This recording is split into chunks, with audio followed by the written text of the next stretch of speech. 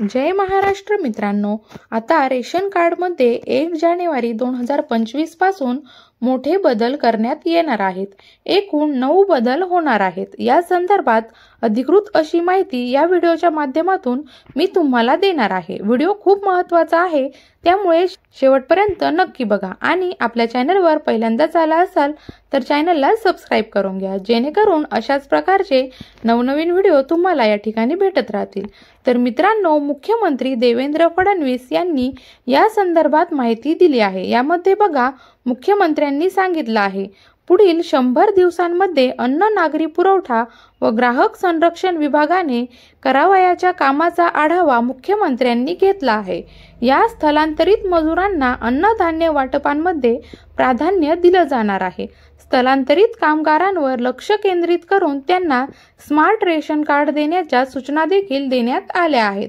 सोबतच महाराष्ट्रात हे स्मार्ट रेशन कार्ड दाखवून कुठल्याही रेशन दुकानातून कामगारांना धान्य मिळवता येणार आहे।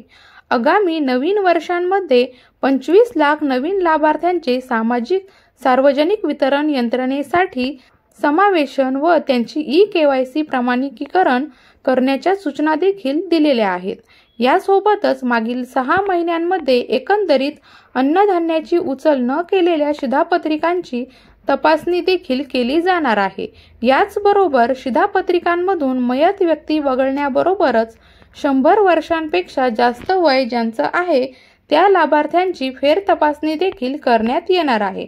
संगणकीकृत न झालेल्या 14 लाख लाभार्थ्यांचे नाव शिधापत्रिकेमध्ये समाविष्ट करण्यात विशेष मोहीम देखील राबवण्यात येणार आहे। अन्नधान्य वाटपामध्ये लाभार्थ्यांना योग्य प्रमाणामध्ये धान्य वाटप व्हावे यासाठी सर्व रास्त भाव दुकानांमध्ये इलेक्ट्रॉनिक वजन काटे बसवावेत। यासोबतच सर्व शिधापत्रिका धारकांना स्मार्ट शिधापत्रिकांचे वितरण देखील करण्यात येणार आहे।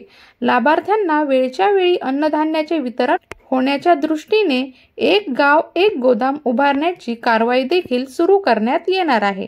वाहनांचे जिओ टॅगिंग करावे।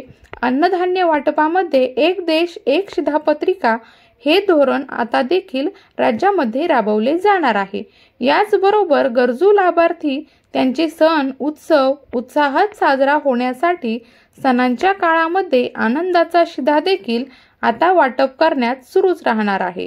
आनंदाचा शिधा वाटप करण्यासाठी एक कॅलेंडर तयार करण्याची सूचना देखील मुख्यमंत्री देवेंद्र फडणवीस यांनी दिली आहे।